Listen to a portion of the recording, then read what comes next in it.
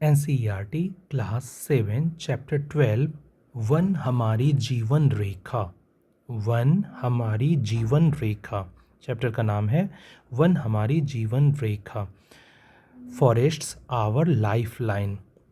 First topic है वन। वन क्या होता है? आप लोग सब सुने होंगे वन के बारे में। अभी समझने का प्रयास करते हैं कि बुक में क्या क्या बताया गया वन के बारे में। एक गतिशील सजीव इकाई है। फॉरेस्ट जो है एक डायनामिक लिविंग एंटिटी है। वनस्पति का स्तरण, स्ट्रैटिफिकेशन ऑफ वेजिटेशन, ये क्या होता है? माने किस टाइप के वनस्पति वन में पाए जाते हैं? तो वन में पादप की ऊंचाई के आधार पर, जैसे अलग अलग तरह के पेड़ हैं, कुछ छोटे होंगे, कुछ उससे बड़े होंगे, कुछ बहुत बड़े होंगे। तो इसके आधार पर वन में पादप की ऊंचाई के आधार पर विभिन्न परतें होती है। उन परतों को 3 भागों में भी देखेंगे, पहला, दूसरा, तीसरा। पहला भाग होगा कैनोपी। कैनोपी वितान कहते हैं, कैनोपी को ही वितान कहते हैं। सबसे ऊपरी परत होता है जिसमें वृक्षों की शाखाएं और पत्तियां एक छत्र बनाती हैं। कैनोपी सबसे ऊपरी परत होता है जिसमें वृक्षों की शाखाएं और पत्तियां एक छत्र बनाती हैं, मतलब सबसे ऊंचे वाले पेड़ पौधे हैं। अधोतल, ये क्या होता है? अंडर स्टोरे, कैनोपी के नीचे की परत जो बीच वाली होती है जिसमें छोटे वृक्ष, झाड़ियाँ आदि शामिल होते हैं। यानी एक सबसे ऊंचे वाले ये हो गया कैनोपी। कैनोपी कैनोपी को लेटर के से मान लीजिए लिखते हैं, और या सी है तो सी से लिखिए।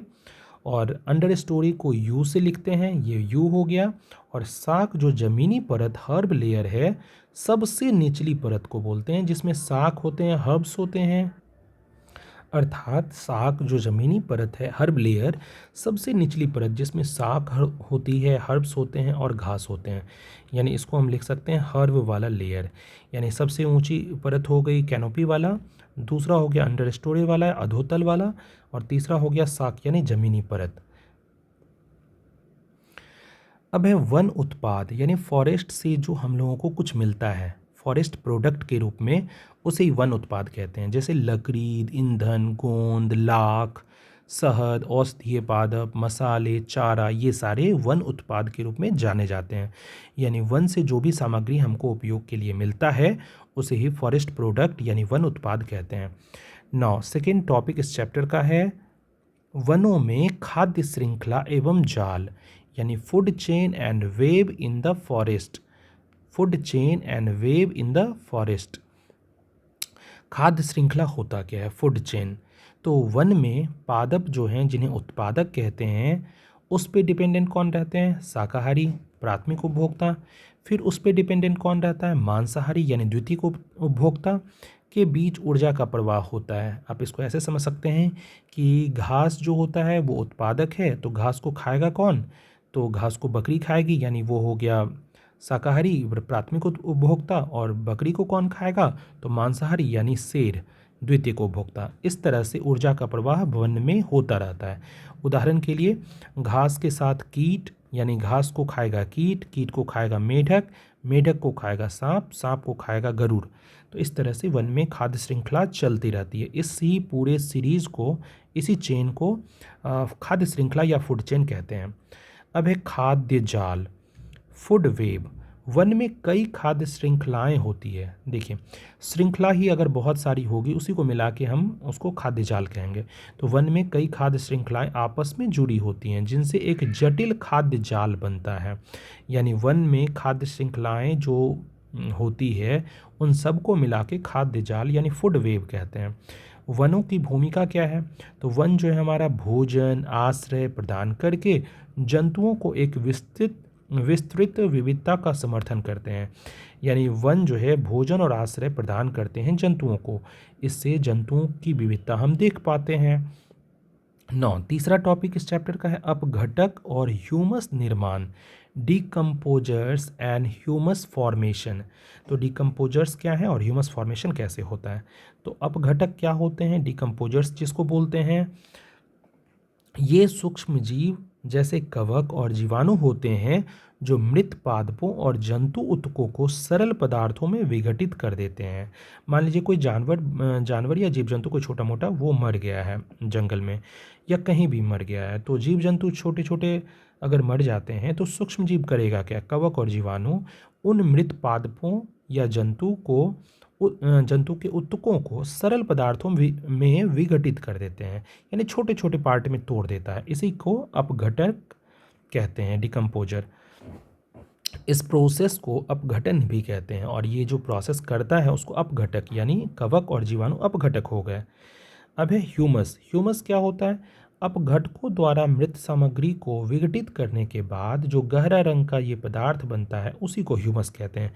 कहा जाता है मिट्टी में अगर ह्यूमस ज़्यादा है तो वो बहुत ज़्यादा उपजाऊ होती है।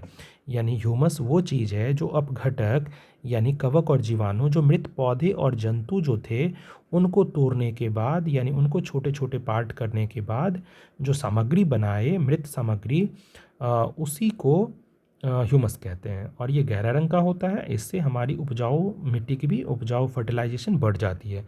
महत्व क्या है? तो अभी जस्ट हम बता रहे थे ये कि ह्यूमस मृदा को समृद्ध करता है यानी उपजाऊ बनाता है, और यह सुनिश्चित करता है कि मृत पादपों और जंतुओं के पोषक तत्व मृदा में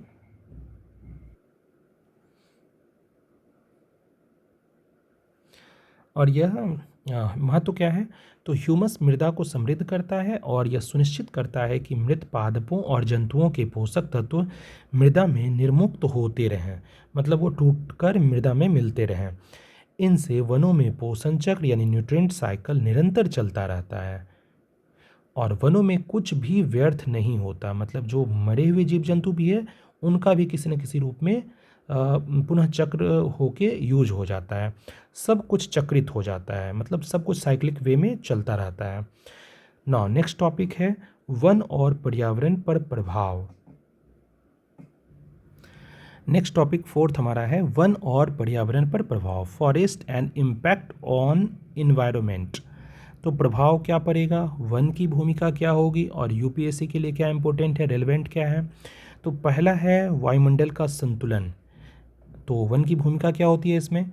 तो पादप जो है प्रकाश संश्लेषण द्वारा CO2 ग्रहण करते हैं और O2 मुक्त कर देते हैं, यानी कार्बन डाइऑक्साइड ले लेते हैं और O2 यानी ऑक्सीजन मुक्त कर देते हैं, जिससे वायुमंडल में इन गैसों का संतुलन बना रहता है। ये हम लोग बहुत बार पढ़ चुके हैं और आपको पता भी होगा। और यूपीएससी के लिए अगर देखें तो जलवायु परिवर्तन और प्रदूषण के बारे में जो हम लोग पढ़ते हैं उसके लिए बहुत इंपॉर्टेंट है। नाउ प्रभाव में सेकंड क्या है, जल चक्र, वाटर साइकिल। वन की भूमिका क्या है? तो वन करता क्या है, वाष्पोत्सर्जन यानी ट्रांसपैरेशन द्वारा जल वाष्प मुक्त कर देता है जो बादलों के निर्माण में सहायता करता है और वर्षा लाता है। और इसका प्रासंगिकता यूपीएससी के लिए तो जल संसाधन प्रबंधन के लिए हम लोग को पढ़ना रहता है इसमें। तो बाढ़ नियंत्रण तीसरा पार्ट है। प्रभाव इम्पैक्ट क्या है तीसरा, बाढ़ नियंत्रण। तो वन की भूमिका इसमें क्या होगी? तो वृक्षों की जड़ें जो हैं वर्षा जल को सोख लेती है और मृदा को बांध कर रखती है, जिससे जल का प्रवाह धीमा हो जाता है और बाढ़ की रोकथाम होती है। यानी वन कितने इम्पोर्टेंट है आपको ये पता चल रहा होगा। और यूपीएससी के लिए आपदा प्रबंधन में ये हम लोग को पढ़ना है। मृदा संरक्षण। तो मृदा संरक्षण में वन की भूमिका क्या है? तो वृक्षों और अन्य वनस्पतियों का आवरण सीधे वर्षा को रोकता है और जड़ों द्वारा मृदा को बांधने से मृदा अपरदन यानी सॉइल इरोजन कम होता है। तो सॉइल इरोजन के लिए भी वन का कितना इंपॉर्टेंस है आपको पता चल रहा होगा। और यूपीएससी प्रासंगिकता रेलेवेंस के लिए हम देखें तो मृदा स्वास्थ्य और कृषि में हम लोग इसको पढ़ते हैं। अब लास्ट है इसका प्राकृतिक शुद्धिकरण। तो इसमें वन की भूमिका क्या होगी? तो वन जो है हवा में धूल और अन्य प्रदूषकों को अवशोषित करके प्राकृतिक वायु शोधक यानी नेचुरल एयर प्यूरिफायर के रूप में कार्य करता है। एक और इम्पोर्टेंस वन का देखें हम लोग कि वन क्या करता है, हवा में धूल और अन्य प्रदूषकों को अवशोषित करके प्राकृतिक वायु शोधक यानी नेचुरल एयर प्यूरिफायर के रूप में कार्य करता है। और यूपीएससी रेलेवेंस के लिए क्या पढ़ेंगे? तो प्रदूषण और स्वास्थ्य में इसकी चर्चा होती है।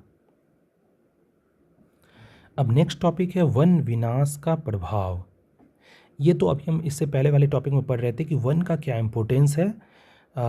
वन बहुत हमारे लिए इम्पोर्टेंट है।